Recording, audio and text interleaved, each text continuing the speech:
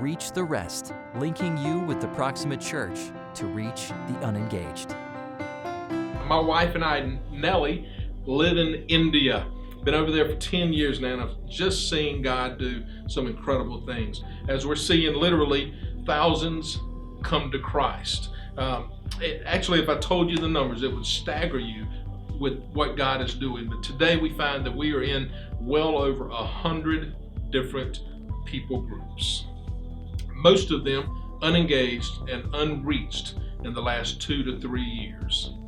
And so I started studying and I started asking people in India, so what are you doing and how are you doing it? And so I asked him pointedly, Johan, could you tell me 3 things that are different today than before the training 3 months ago? And he said, well, absolutely. He said, we started 13 churches. And I was startled. What, you did what? He said, yeah, brother, we started 13 churches. So I said, well, how did you do that? And he said, well, we did what you told us to do. So what did I tell you to do?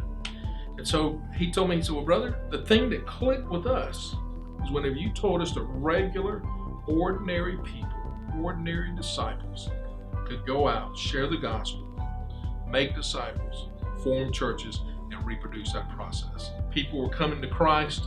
They were taking their idols from Hinduism. They were throwing them in the river. They were throwing them out. They were starting to worship God. They were starting to live for Jesus.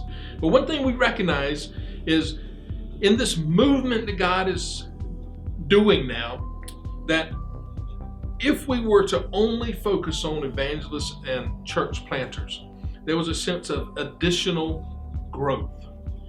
But when we started focusing on multipliers, multiplying disciples, churches, leaders, and master trainers, training people how to multiply, the work would grow exponentially.